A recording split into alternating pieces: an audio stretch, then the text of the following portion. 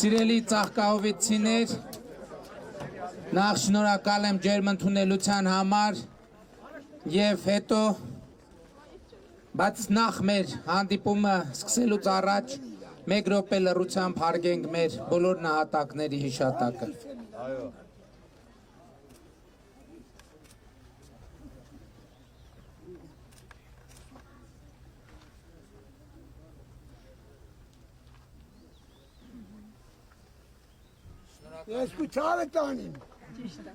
Շնորհակալ եմ շատ։ Ժորժ ջան, Վարդաբլուրի խաչմերուկում այսինքն այսօր չէ, շատ կարևոր մի հանդիպում տեղի ունեցավ։ Ես ճիշտն ասած, դե այդքան մտքերի մեջ այդքան չես հիշի, որտեղ երբ ում ինչ ես խոստացել։ Երբ որ պատմեցի ժողովրդին խաչմերուկում այդ բանից Ալագյաս չէ, Ալագյաս գյուղից, երբ որ պտտվեցինք եկանք, այդ հերվում այդ խաչմերուկը տեսա հիշեցի, որ 18 թվին մի առիթով հասնելիս կանգնել եմ այդտեղ ու մարդիկ ասել են բան կանեք, ճանապարհ կկառուցեք եւ եթե հիշողությունս չի դավաճանում, մի անգամ էլ ազգային ժողովում է այդ մասին հարցը հնչե, պատասխանել ենք, ասել ենք կանենք։ Եվ ճիշտն ասած, որ պտտվեցի, տենց անընդհատ էի մտածում, էլի ասում էի, հələ չեմ կարում հիշեմ, այդ խոստումը կատարել ենք, այդ խոստումը չենք կատարել։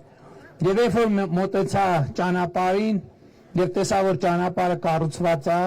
դա իսկապես բավարարվածության շատ մեծ զգացում է, եւ այս վերջին օրերին մենք անցել ենք մի քանի ճանապարհներով, որոնք վերջին 30-40 տարվա ընթացքում չեն նորոգվել։ Այսօր վերջին 3 տարվա ընթացքում տասնյակ այդպիսի ճանապարհներ են նորոգվել։ Բայց ես ուզում եմ ասել, մի ժամանակ շատ էր խոսվում այն մասին, որ ասֆալտ ընտրություն եկավ, ասֆալտ անելու ժամանակ եկավ։ Իմ առանձնակի հպարտության առարկա է այն, որ հանրապետությունում դուք չեք գտնի մի դեպք, երբ որ մենք ընտրության կամ ընտրությունում ձայն հավաքելու համար ասֆալտ ենք արել կամ որևէ բան ենք արել։ Մենք ինչ արել ենք մարդու համար, արել ենք քաղաքացու համար։ Եվ կներեք այդ օրինակով ես գուցե շատ եմ բոլորից ձանձրացնում, բայց Խնձորդ գյուղի օրինակը ամենավառ օրինակն է։ Երբ որ մենք ես թվերը հիմա կարող է խառնեմ, էլի կարող է 2 միլիոն չի 1-2 միլիոն է, բայց իրականում 2 միլիոն դոլար էր այնտեղ գինը։ Հա, 1 միլիարդի կարգի գումար Խնձորդ գյուղում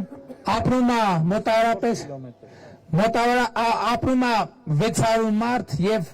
կողքի գյուղում էլ 200 մարդ է ապրում։ Այսինքն այնտեղ ընտրողները կարող են իրար հետ մաքսիմում լինել 300։ Բայց մենք 14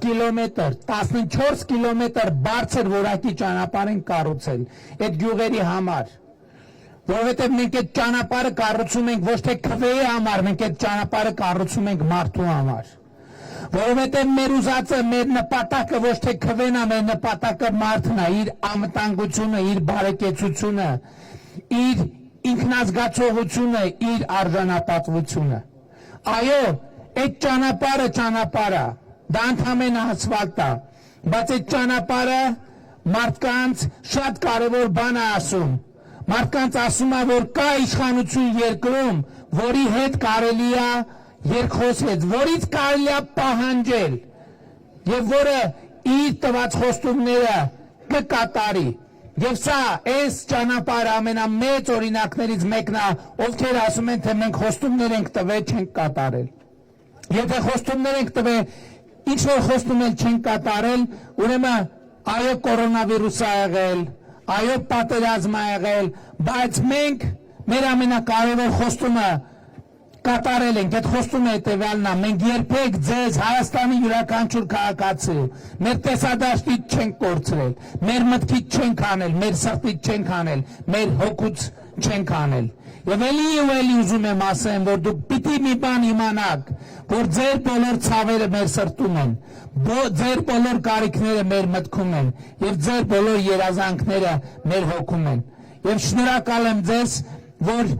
այս պայմանավորվածությունը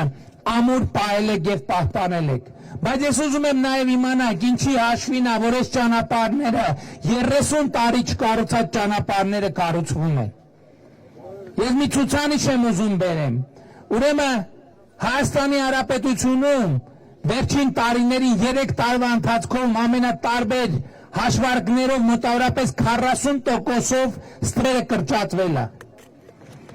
Եվ այդ ցուցանիշը շատ երևում է 400 միլիոն դրամ եւ ավել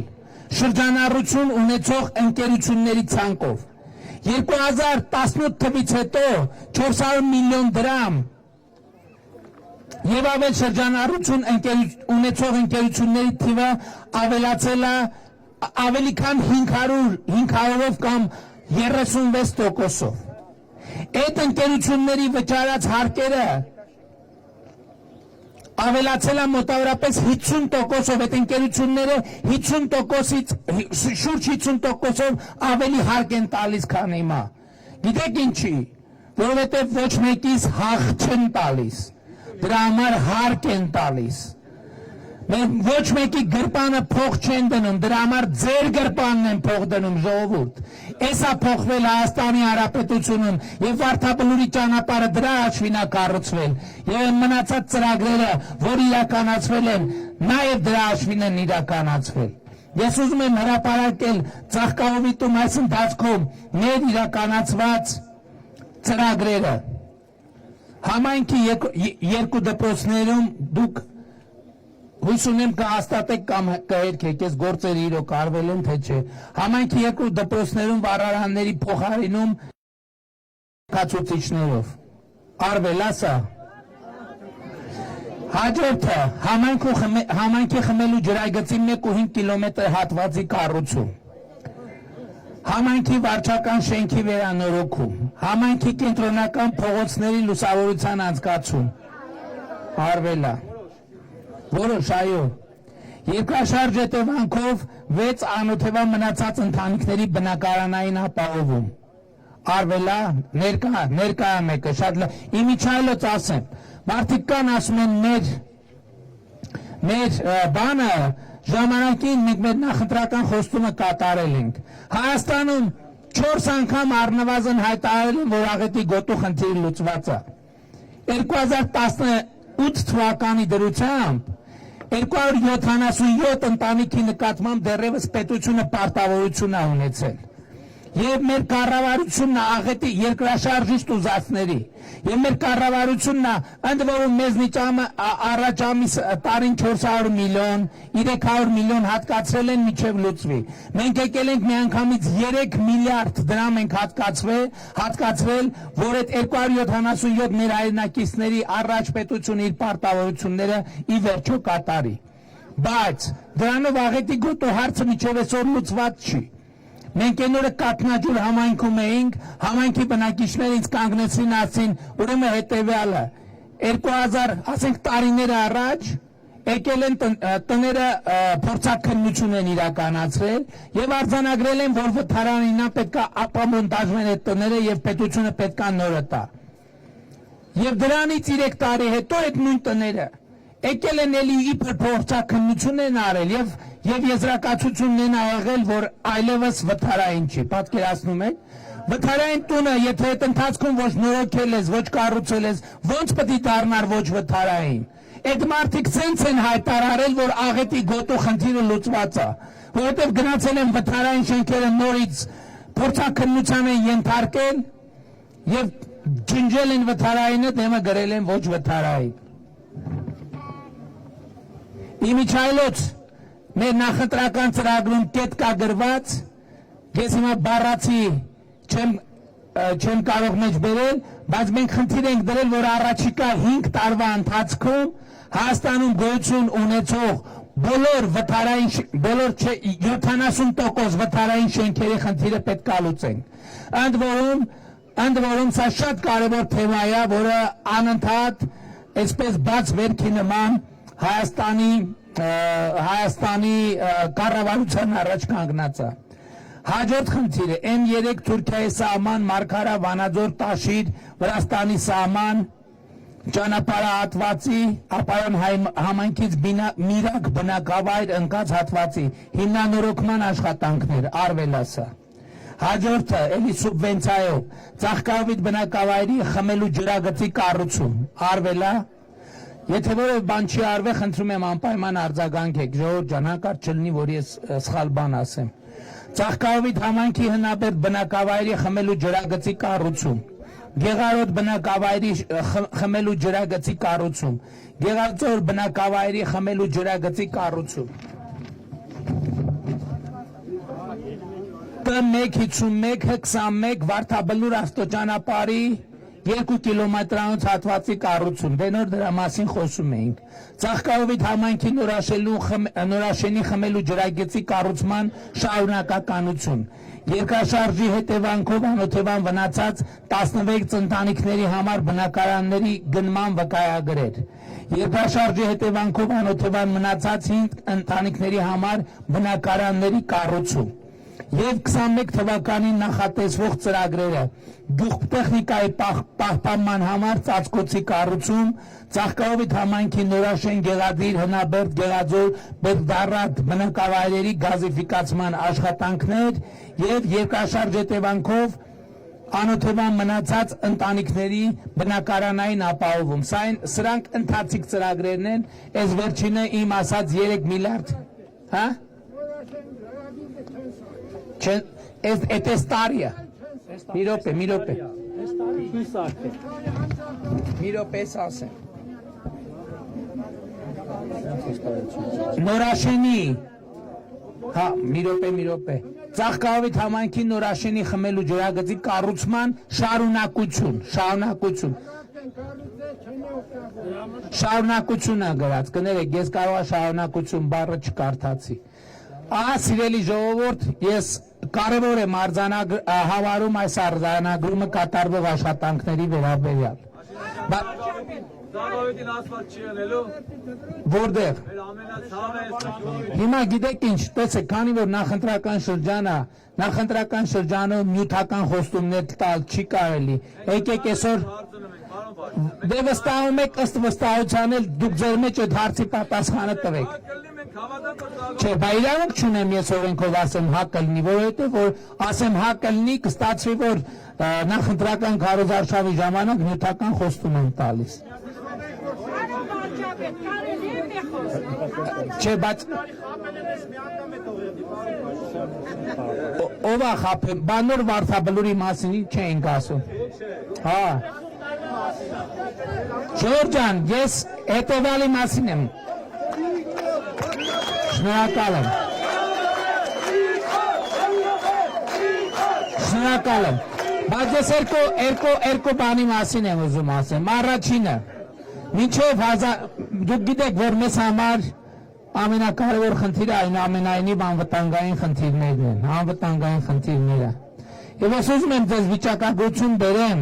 որ այսօր որոշ մեծ խոսող մարդկանց խոսացածի կշիռը դուք գնահատեք։ Ուրեմն մինչև 1999 թվականը մեր արձանագրումն է եղել, որ Հայաստանը ունի տարածաշրջանի ամենաուժեղ բանակը։ Եվ սա կապված է եղել ոչ միայն հաղթական պատերազմի հետ, կապված է եղել նաև այն փաստի հետ, որ մինչև 99 թվականը մեր եւ Ադրբեջանի ռազմական բյուջեները եղել են համեմատելի։ 1999 թվականից մինչև 2007 թվականը այս ռազմական բալանսը կտրուկ խախտվել է եւ Ադրբեջանը այդ ժամանակաշրջանում Հայաստանից 3 կամ ավելի կոնկրետ 28 անգամ ավելի մեծ ռազմական բյուջե է ունեցել։ Բա ինչու այդքան կրկնապատիկ 3 անգամ 28 անգամ ավել բյուջե ունեցել։ Բա մարդիկ խոսում են, ասում են տնտեսական աճ ենք ունեցել երկնիշ։ Բա ասում են աննախադեպ ցուցանիշներ ենք ունեցել։ Իմիջիայլոց ես ձեր հարկերի հավաքագրման հետ կապված ժողովուրդ գոյություն ունի հարկեր ՀՆԱ հարաբերակցություն։ ՀՆԱ-ն հետևյալն է, մեր երկրում ստեղծված ամբողջ բարիքը, ամեն ինչը, ամբողջ արժեքը իրար հետ։ Եվ դրանից հաշվարկվում է, թե քանի տոկոսն է դարձել հարկ եւ մտել պետական բյուջե։ 2020 թվականի համար մենք այդ ցուցանիշը բավականին բարձր եւ բավականին լավ ցուցանիշ ունենք, 22% այդ ցուցանիշը եւ մենք խնդիր ենք դրել առաջիկայում բարձրացնել, դարձնել 23-24։ 2000 օրինակ 5-6 թվականներին այդ նույն ցուցանիշը եղել է 15-16-17%։ Մենակ այս պատկերը ցույց է տալիս, թե պետական բյուջեից ինչքան փող է գողացվել։ Մոտավորապես նույն տեսարանն է նաև 2007-ից 2018 թվականները, երբ որ Ադրբեջանը ռազմական կարիքների վրա ծախսել է 23 միլիարդ դոլար, Հայաստանի Հանրապետությունը ծախսել է 4 միլիարդ դոլար։ Ու այդ մարդիկ եկել են այսօր մեծ բաներից են բրդում, մեծ բաներից են խոսում։ Բա այդ բյուջեների 5 անգամ տարբերությունը, բա այդ ոնց է եղել, բա այդ գումարներն է, որ փոխանակ դնեն բանակի վրա, բերել են ընտրակաշառքի ձևով ժողովրդին բաժանել են, հետո ժողովրդի կրկնակի ավակել են, հետո էլի բաժանել են ժողովրդին, դա այն գումարն է, որ պետք է գնար բանակի բյուջե դառնար, բայց չի դառել։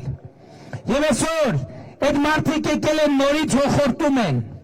այո նրանք օգտվում են, փորձում են օգտվել մեր դժվարություններից, բայց բոլորս գիտենք, որ այդ աղետը երկար տարիներ կառուցված է եղել մեր երկրի գլխին, եւ մենք վերջին 2 տարիներին, 3 տարիներին ամեն ինչ արել ենք հնարավորը, որպես այդ աղետը կանխենք։ 2 օր առաջ Ստոկհոլմի ինստիտուտը միջազգային հրապարակեց վերջին 10 տարվա ընթացքում Հայաստանի եւ Ադրբեջանի կողմից զենք զինամթերք ձեռքբերման վիճակագրությունը։ Այդ վիճակագրությամբ վերջին 10 տարում մինչև 11-ից 20 թվականների ընթացքում Հայաստանի ձեռք բերած զենքի 75%-ը շուրջ 75-80%-ը ձեռքաբերվել հեղափոխությունից հետո ժողովուրդ 10 տարվա ձեռքբերման 75-80%-ը միայն 2019 թվականին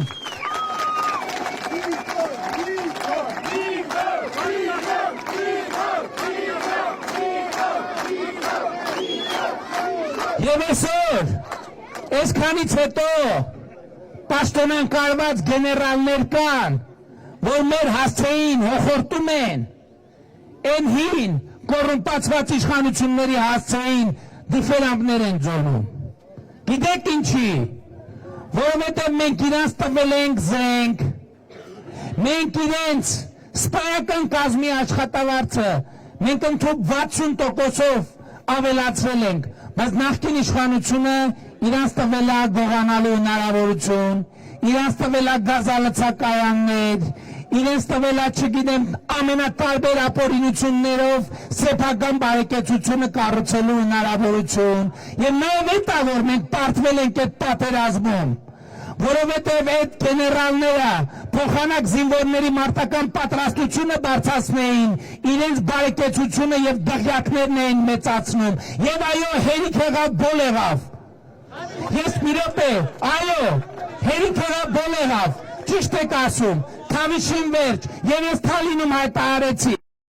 ասի 2018 թվականին հայտարարեցի, որ չի լինելու կադրերի ջար, չի լինելու վենդետա,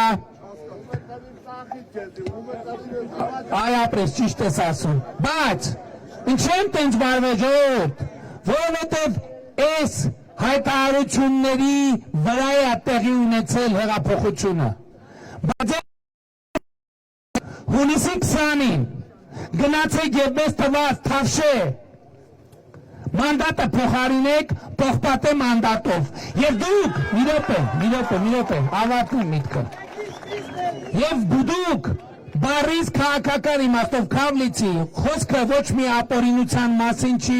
խոսքը ոչ մի ֆիզիկական հաշվարդարի մասին չի, որևէ այլ բանի մասին չի, խոսքը քաղաքական տերմինաբանության մասին է եւ դուք այո հունիսի 20-ից հետո կտեսնեք վենդետաներ, դուք հունիսի 20-ից հետո կտեսնեք կադրային ջարդեր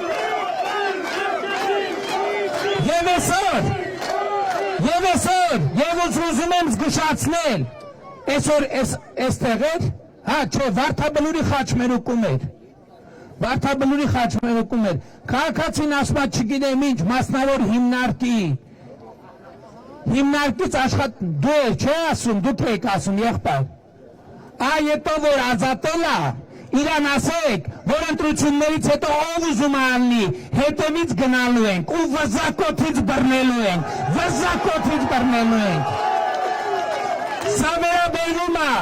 Սա վերաբերվում է բոլոր ընտրական եւ քաղաքացիական ապօրինություններ թույլ տվող համայնքների ղեկավարներին, հիմնարկների ղեկավարներին, մասնավոր կլինի թե պետական կլինի, մանկապարտեզ կլինի թե դպրոց կլինի, հերիք եղավ բոլ եղավ այն ժողովրդի համբերությունը չարաշահեք, հունիսի 20-ից հետո այո լինելու է քաղաքացիական վրեժ եւ քաղաքացիական վենդետա եւ լինելու է կադրերի ջարդ եւ ես դա ձեզ խոստանում եմ, գնացեք հունիսի 20-ին, քննարկեք Թավիշը պողպատով փոխարինելու օգտին եւ մենք իրար հետ իրականություն կդարձնենք եւ ուրեմն հպարտանում եմ բոլորովդ եւ խոնարհվում եմ բոլորիդ առաջ եւ այսօր մեր կարգախոսի փորձարկման օրն է ժողովուրդ ջան, ես պիտի ասեմ ապագա կա, դուք պիտի ասեք կա ապագա, խնդրում եմ միացեք, որովհետև ձեր հզորագույն վանկարկումները մեծ ուժ են տալիս, թվում է թե վանկարկումը չէ, մի րոպե, բայց մեծ ուժ են տալիս, մեծ, եւ խուճապի են մատնում, այն քաղաքական դիակներին, որոնց թվում է թե իրանք վերադառնալու հույս ունեն, հույս չունենան, որովհետև ապագա կա։ Չէ։ Դուք պետք է ասեք կա ապագա, ժողով։ Ես ասեմ ապագա կա, դուք ասեք։ Ուշադիր, խնդրում եմ, միասնական, մի ձայնով, միահամուր, որպեսզի ես արագացի լանջերը դղրդան։ Ապագա կա։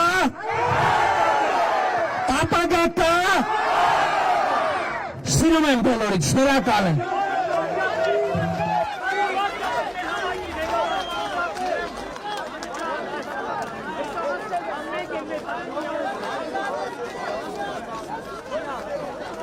Hangisi menacek?